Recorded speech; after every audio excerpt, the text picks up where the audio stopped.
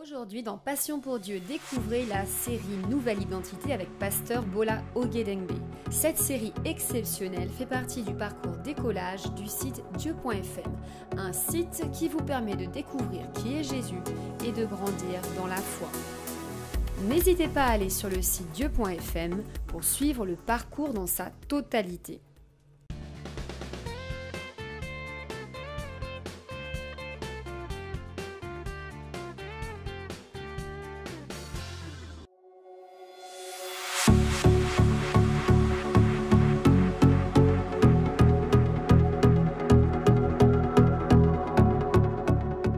Dans cette deuxième partie, cette deuxième section du site, nous allons parler de votre identité.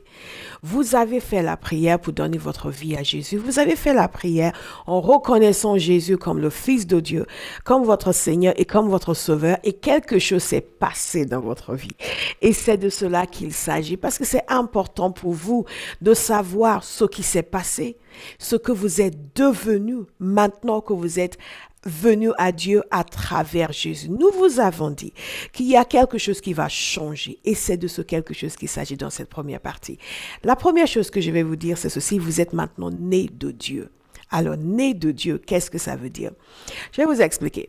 Un jour, il y a un homme qui est allé voir Jésus, un chef religieux, donc quelqu'un qui s'y connaissait dans les choses spirituelles, plus ou moins, parce qu'il ne savait pas tout. Quand il est arrivé là où était Jésus, il a reconnu que Jésus était envoyé de Dieu, il a reconnu qu'il était un enseignant, il a reconnu les signes miraculeux que Jésus faisait. Vous le savez, Jésus faisait beaucoup de miracles. Et il était toujours en train de guérir, de restaurer, de bénir, de faire des choses extraordinaires. Et donc, il a reconnu cela. Et Jésus, en guise de réponse, lui a dit ceci. En réalité, il répondait à la question qu'il n'avait pas posée clairement. Il lui a dit ceci. Je vais vous le lire. Jean chapitre 3, au verset 3. Vous n'allez jamais oublier, Jean 3, 3. Jésus lui répondit, en vérité, je te le dis. À moi de naître de nouveau, personne ne peut voir le royaume de Dieu. Nicodème lui dit, mais comment un homme peut-il naître quand il est vieux? Peut-il une seconde fois entrer dans le ventre de sa mère et naître? Jésus répondit, en vérité, je te le dis, à moi de naître d'eau et d'esprit, on ne peut entrer dans le royaume de Dieu. Ce qui est né de parents humains est humain et ce qui est né de l'esprit est esprit. Ça, c'est une clé très importante. Qu'est-ce que Jésus est en train de lui expliquer? Jésus explique donc que celui qui naît de nouveau, naît de l'esprit. L'esprit, c'est l'esprit de Dieu. Vous êtes né de l'esprit de Dieu. Vous êtes né de Dieu. Vous êtes né de nouveau.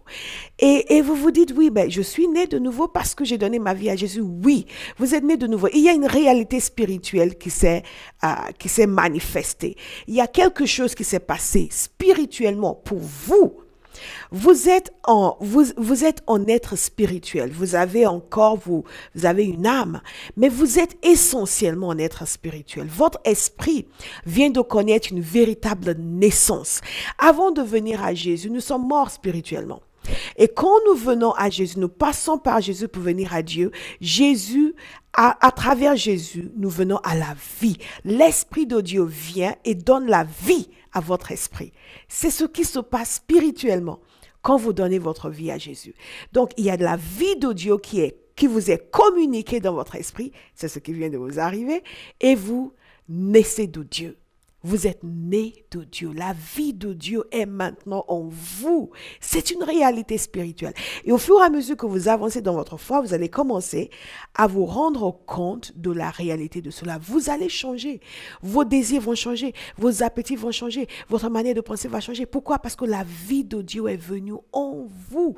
C'est absolument extraordinaire. C'est pour cela que venir à Jésus n'est pas commencer à aller à l'église tout simplement ou changer d'habitude tout simplement.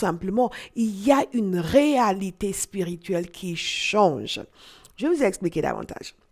Quand vous donnez votre vie à Jésus, le Saint-Esprit donc communique la vie à votre esprit et vous naissez de nouveau. C'est cela naître de l'esprit. Vous naissez une deuxième fois en réalité. La première fois, c'est ce que Jésus appelle naître de la chair. La deuxième fois, c'est naître de l'esprit. Naître de la chair, c'est le jour où vous êtes venu au monde.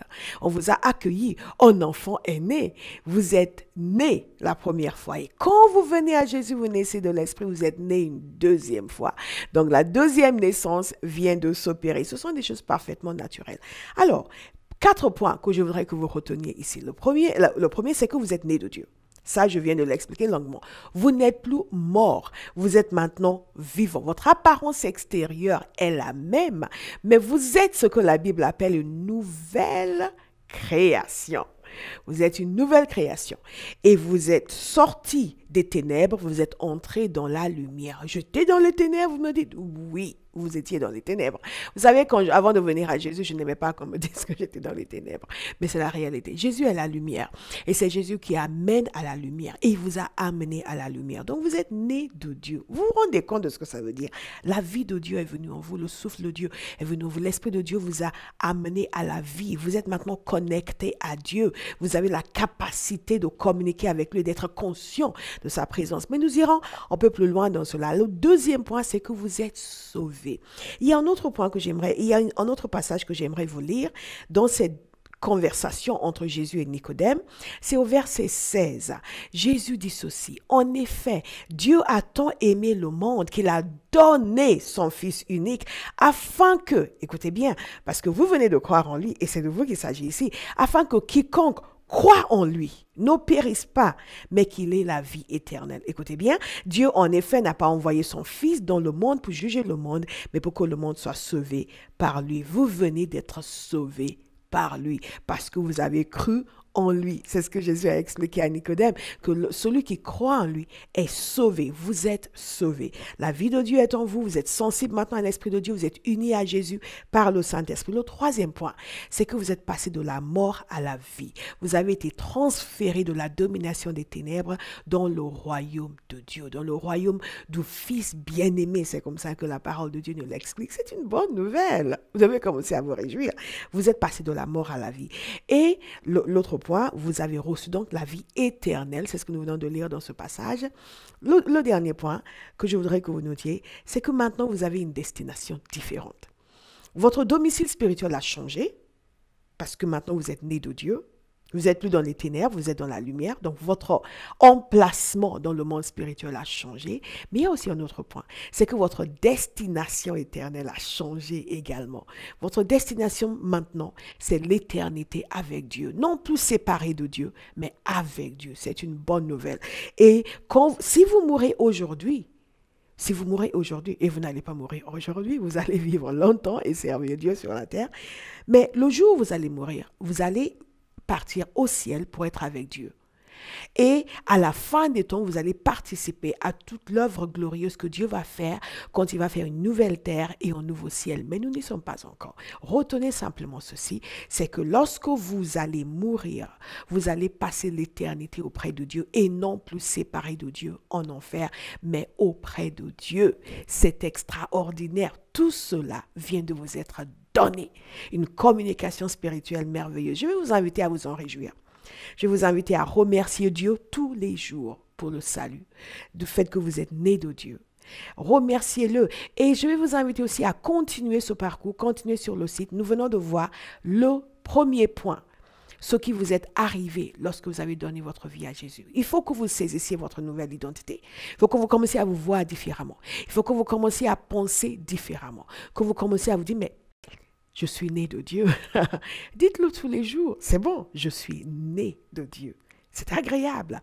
Commencez à le méditer, à penser. Regardez les versets qui sont sur cette page. Téléchargez-les si vous les voulez, si vous le voulez. Notez-les. Mais appliquez-vous à développer votre compréhension de cette nouvelle identité que vous avez en Jésus. C'est quelque chose d'absolument extraordinaire. Donc, notez ces versets, méditez-les, priez-les, chaque jour, parlez avec Dieu, dites-lui à quel point vous l'aimez, remerciez-le de vous avoir sauvé et continuez le parcours. Allez au point suivant et ensuite au point suivant jusqu'à la fin de tout le parcours et ensuite passez sur notre site d'enseignement pour continuer à grandir spirituellement. Autre point que je voudrais vous donner et je vais vous laisser avec ça, c'est ceci. Prenez un cahier, tenez un journal. Prenez un cahier et commencez à noter. Ça va être le cahier de votre vie avec Dieu. Le premier de beaucoup. Commencez à noter ces passages que vous méditez, les réflexions que le Saint-Esprit vous inspire, les questions que vous avez également, et vos prières, et les visions du futur que Dieu vous donne. Dieu a une vision pour votre vie. Il a quelque chose pour vous que vous allez découvrir maintenant que vous êtes à lui. C'est une nouvelle vie qui commence. C'est une vie d'aventure, une vie de joie, une vie de paix, une vie merveilleuse en Jésus. Et je vous dis encore une fois, félicitations. Restez avec nous pour la deuxième partie de Passion pour Dieu. Bienvenue. Alors, la deuxième chose que nous allons voir dans cette série identité, nous sommes en train de voir quelle est votre identité maintenant que vous êtes en Jésus, parce que nous voulons que vous en soyez convaincus. Nous voulons que vous sachiez qui vous êtes devenu en Jésus, que vous preniez la mesure de tout ce que Jésus a fait pour vous et qu'à partir de maintenant, vous viviez une vie d'excellence en Christ Jésus. La vie à laquelle Dieu vous a appelé est une vie d'excellence, une vie de beauté, une vie de force, une vie de joie. Et pour vivre cette vie pleinement, vous devez savoir qui vous êtes. C'est votre pièce d'identité en quelque sorte que nous sommes en train de concevoir ensemble. La deuxième chose donc que je vais vous dire, c'est que vous êtes aimé de Dieu et vous êtes devenu amoureux de Dieu. Je vais vous raconter une histoire. La parole de Dieu nous raconte l'histoire d'un jeune homme. Un jeune homme assez insolent, assez imbu de lui-même. Et cet homme, ce jeune homme, un jour a décidé qu'il ne voulait plus être avec son père, il ne voulait plus être avec la famille, il voulait vivre sa vie. Vous connaissez des jeunes qui veulent vivre leur vie? Il voulait vivre sa vie. Donc, il ne s'est pas contenté de faire sa valise et de s'en aller. Ah non, loin s'en faut. Il fallait qu'il exagère. Il est allé voir son père. Il a demandé à son père sa part d'héritage. Son père était encore vivant. Il a dit à son père, écoute, tout ce qui devrait me revenir à ta mort, je veux maintenant. Oui, je vois déjà. Vous vous demandez, mais il est fou, oui. Il a pris donc sa part d'héritage et il est parti. Le père ne l'a pas chassé, le père ne l'a pas fait mettre en prison pour tentative de vol sur sa personne, le père ne l'a pas excorié, le père ne s'est pas fâché en disant n'importe quoi, je ne te donnerai rien. Le père lui a donné sa part d'héritage et ce jeune homme insolent est parti. Il est parti. Et vous vous imaginez qu'il a peut-être construit un empire avec cet argent, qu'il a fait des choses extraordinaires, il a aidé les pauvres, loin s'en faut. Il a gaspillé l'argent. La fortune durement gagnée de son père, il l'a gaspillée. Quand il a tout gaspillé, il s'est rendu compte qu'il n'avait pas le moyen de vivre. Il a commencé donc à enchaîner des emplois subalternes dans des conditions dégradantes. Il mangeait avec des animaux et il était tombé aussi bas que cela. Et un jour, il est revenu à lui-même. Il s'est dit, mais même les serviteurs dans la maison de mon père vivent mieux que ça. Je vais retourner voir mon père et je vais lui dire, je suis désolé. Et je vais demander qu'il me traite comme l'un de ses serviteurs, encore pire. Qu'importe, mais dis-moi que je vive décemment. Donc, il est reparti. Et ce qui est intéressant, c'est qu'il est allé voir son père. Et vous et moi, à la place du père, nous aurions une réaction d'irritation, de dégoût. Certains parents l'auraient déjà déshérité. Ils ne voudront plus jamais, alors jamais le voir. Mais non, ce père avait une attitude différente. La parole de Dieu nous dit que lorsque le père l'a vu, alors qu'il était encore loin, Son père le vit et fut rempli de compassion. Il courut se jeter à son cou et l'embrassa. Le père accourut se jeter au cou du fils et l'a embrassé. Le fils lui dit, Père, j'ai péché contre le ciel et contre toi, je ne suis plus digne d'être appelé ton fils. Mais le père dit à ses serviteurs, apportez vite le plus beau vêtement et mettez-le lui, passez-lui un anneau au doigt et mettez-lui des sandales aux pieds. Amenez le veau qu'on a engraissé et tuez-le, mangeons et réjouissons-nous, car mon fils que voici était mort et il est revenu à la vie. Il était perdu et il s'est retrouvé et ils commencèrent à faire la fête. En d'autres termes, ce père a vu son fils. Et il l'a accueilli. Pas de récrimination, pas de condamnation, pas de punition réservée, hein? Non. Non, pas de mots durs, il l'a simplement pris. Il était satisfait que son fils soit revenu à la raison et qu'il soit revenu à la maison. Il a déversé son amour sur lui, un amour inconditionnel. Et l'amour inconditionnel que le Père a déversé sur le Fils a aussi fait jaillir dans le cœur du Fils son amour pour le Père. La parole de Dieu nous dit concernant Dieu que nous l'aimons parce qu'il nous a aimés en premier.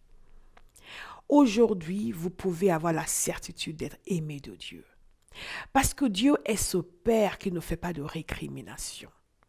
Dieu est ce Père qui aime de façon inconditionnelle. Dieu est ce Père que lorsque les gens égarés reviennent vers lui pour dire « Seigneur, je te donne ma vie », il les prend dans ses bras et il les aime dans l'amour inconditionnel. Dieu manifeste à votre égard aujourd'hui un amour inconditionnel. Le désir premier de l'homme, c'est d'être aimé. Et nous faisons beaucoup d'erreurs dans nos vies parce que nous voulons l'amour, nous cherchons l'amour au mauvais endroit. Vous n'avez plus besoin de faire cela. Maintenant, vous êtes revenu vers Dieu. Il est votre Père et il vous aime d'un amour inconditionnel. Et il a fait quelque chose aussi. Il a déversé dans votre cœur de l'amour. L'amour de Dieu a été répandu dans votre cœur. Maintenant, vous allez découvrir que vous aimez Dieu. Hein, mais j'aime Dieu. Vous aimez Dieu. Quand vous ne l'avez jamais aimé auparavant, vous allez voir une réaction qui va se produire dans votre cœur d'amour vis-à-vis de Dieu. Ne résistez pas. Il y a peut-être des gens qui ne connaissent pas Dieu, qui vont « Ouais, mais dis donc, toi, t'es marrant, maintenant tu lis la Bible. » Non. Ne les laissez pas vous décourager. Le salut est individuel. Vous ne l'êtes pas. Vous pouvez être sauvé, que votre femme ne le soit pas. Votre femme peut être sauvée sans que vous ne le soyez pas. Mais la manière dont vous allez vivre maintenant votre relation avec Dieu, c'est ce qui va aider les autres autour de vous à saisir la grandeur de l'amour de Dieu. Si vous êtes quelqu'un qui a manqué d'amour dans sa vie, sachez que c'est fini maintenant. C'est fini. Vous n'avez plus besoin de vivre dans ce manque d'amour parce que celui dont l'amour est total, parfait, inconditionnel vous offre son amour et il déverse son amour sur vous. À partir d'aujourd'hui, sachez-le, que ce soit une perle dans votre arsenal de bénédictions spirituelles, vous êtes aimé de Dieu. Extraordinaire. Qu'est-ce qui se passe alors? Quelles sont les conséquences de cela? C'est que vous devez maintenant décider de recevoir cet amour de Dieu. Il faut recevoir. Parfois, nous savons que nous sommes aimés, mais nous ne recevons pas cet amour. Nous opposons une résistance. Parce que oui, mais alors, si Dieu m'aime, pourquoi ça m'est arrivé, pour ceci m'est arrivé? Il y a des choses qui vous sont arrivées dans votre vie, mais pas parce que Dieu ne vous aime pas. Nous vivons dans un monde déchu, où il y a des choses mauvaises et des gens mauvais. Mais ce n'est pas Dieu qui est mauvais. C'est Dieu qui rectifie tout cela. Recevez son amour aujourd'hui. Vous allez voir votre vie radicalement changer. La plus grande preuve de l'amour, c'est le don. Et la Bible nous dit que Dieu a tant aimé le monde qu'il a donné son Fils unique afin que quiconque croit en lui ne périsse point mais qu'il ait la vie éternelle. Nous avons lu ce passage précédemment. Dieu vous aime. Il vous aime d'un amour inconditionnel. Il vous aime non pas comme il aime en groupe, il vous aime de façon individuelle et personnalisée. Personnalisée. Vous savez, ce fils prodigue qui était revenu à la maison, il avait un frère aîné. Et le frère aîné n'a pas du tout apprécié l'accueil qui a été réservé au petit frère, celui qui avait déserté la famille. Et lui, il estimait que oui, après tout, moi, je n'ai jamais rien fait de mauvais. Et moi, on ne m'a pas traité comme cela. On m'a pas accueilli. On m'a pas fait on n'a pas permis que je fasse la fête. Le veau gras, ce qui a été préparé pour les moments, les occasions spéciales. Moi, je n'ai pas pu en bénéficier. Et on déverse tout ça sur ce mécréant, sur ce petit vaurien. Et parfois, nous pouvons nous estimer mal aimés, peu aimés à cause des circonstances de la vie. Ou parce qu'il y a quelqu'un à côté de nous qui est béni par Dieu. On se dit, mais et moi alors, et moi alors. Non, non, non, vous êtes aimés de Dieu. Dites-le vous-même. Dieu veut que nous comprenions. C'est pour cela que Jésus a raconté cette histoire. Que nous sommes aimés de Dieu. Tel est le cœur du Père vous concernant. Et parfois, lorsqu'on vient de recevoir Jésus, on a besoin de changer notre perception de Dieu et de l'amour de Dieu. Nous culpabilisons Dieu pour les choses qui ne sont pas de sa faute. Nous avons besoin de commencer à comprendre que c'est lui qui nous aime. Ce n'est pas lui qui nous fait du mal. Et la plus grande preuve de l'amour, c'est le fait qu'il ait envoyé Jésus pour nous sauver. Pensez-y, Jésus n'était pas obligé de venir vous sauver. Il n'était pas obligé de venir nous sauver. Il a souffert à la main des gens méchants, aux mains des gens méchants, pour pouvoir nous toucher, pour pouvoir vous dire aujourd'hui qu'il vous aime. Et je vous dis de la part du Seigneur que Dieu vous aime. La première chose donc, c'est que vous receviez l'amour de Dieu. La deuxième chose, c'est que vous aussi, vous commencez à lui manifester de l'amour.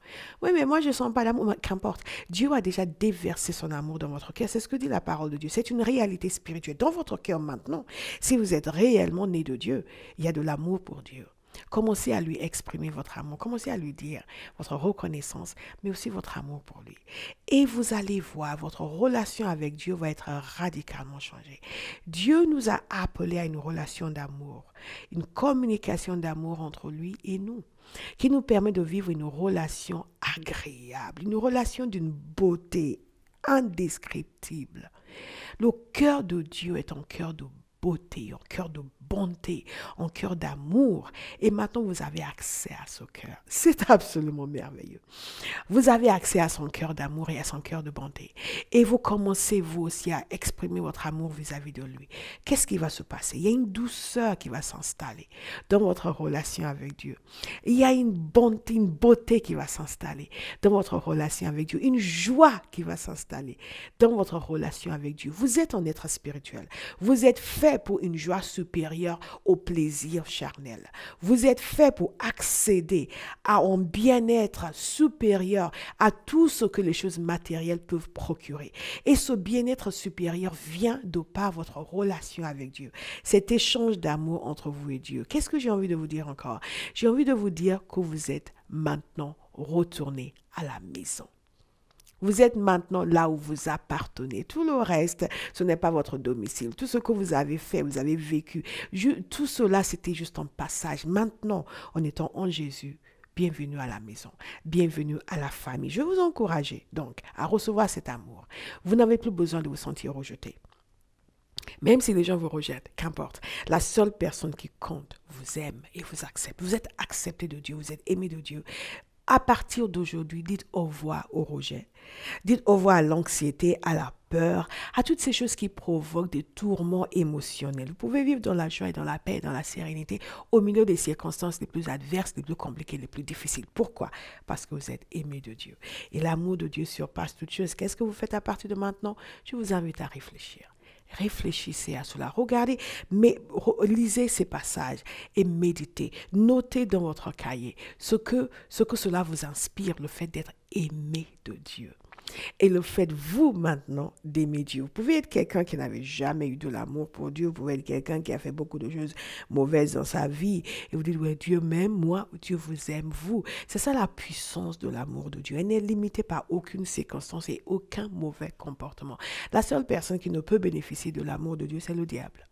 Vous, tant que vous êtes humain, que vous êtes repenti, vous pouvez bénéficier pleinement de l'amour de Dieu. Méditez sur ces choses et remerciez-le. Remerciez-le de son amour et décidez maintenant que vous allez vivre de telle sorte à être agréable à Dieu. Parce que, honnêtement, personne ne peut vous aimer comme Dieu vous aime.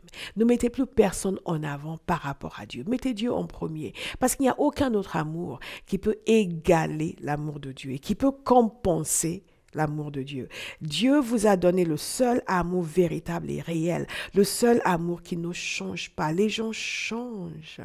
Les gens s'aiment à la vie, sans dire à la mort. Aujourd'hui et demain, ils sont en train de divorcer, ils ne se supportent plus, ils ne se parlent même plus. Dieu n'est pas comme cela. Son amour pour vous est parfait et éternel. Ne laissez l'amour ou le désir d'être aimé par qui que ce soit vous empêcher d'aller plus loin avec Dieu. Beaucoup de gens commencent avec Dieu et ne vont pas plus loin parce que un tel n'est pas content qu'ils aillent à l'église, un tel n'apprécie pas qu'ils commencent à parler de Jésus parce qu'ils veulent garder l'approbation d'un tel. Écoutez-moi, un tel un jour va vous trahir, un tel un jour va vous abandonner. Mais il y en a un qui n'abandonne jamais, c'est Dieu. Le psalmiste disait dans le psaume 27, « Mon père et ma mère m'abandonneront, mais Dieu ne vous abandonnera jamais. » Ne mettez la recherche et le désir d'un amour humain. Ne mettez jamais la recherche et le désir d'un amour humain au-dessus de l'amour de Dieu. Mettez Dieu en premier. Il vous aime. Aimez-le parfaitement. Aimez-le totalement. Faites-lui confiance. Obéissez à ses commandements. Faites sa volonté. Décidez de lui être agréable. Vous allez vivre une vie merveilleuse. Et encore une fois, continuez sur le site. Regardez les autres vidéos. Suivez méditez les versets et laissez-vous imprégner par cette nouvelle identité qui est la vôtre. Je suis tellement contente pour vous. Que Dieu vous bénisse. Et encore une fois, félicitations. Dieu.fm, témoignages, enseignements bibliques gratuits, audio, vidéo, texte. N'hésitez pas à consulter le site ou à le diffuser à tous vos amis. La compagnie Théophile, la passion pour Dieu, l'amour du prochain. LCT est un ministère fondé par prophétesse Bola Ogedengbe. Prophétie, évangélisation, enseignement, LCT touche 155 nations et le monde entier à travers les émissions de télévision Passion pour Dieu, les conférences Paraclétos, conférences de guérison, conférences de prière et à travers le site avec plus de 150 enseignements, des outils d'évangélisation sur le site Dieu.fm. La télévision, la radio et Internet, nombreux sont les témoignages des vies guéries et transformées. Rejoignez prophétesse Bola Ogedengbe et devenez partenaire pour transformer la francophonie et pour amener l'évangile dans le monde entier. Pour devenir partenaire, rendez-vous sur compagniethéophile.org ou appelez le 07 81 69 55 58. Retrouvez LCT sur compagniethéophile.org, Facebook, YouTube, Vimeo. La compagnie Théophile, la passion pour Dieu, l'amour du prochain.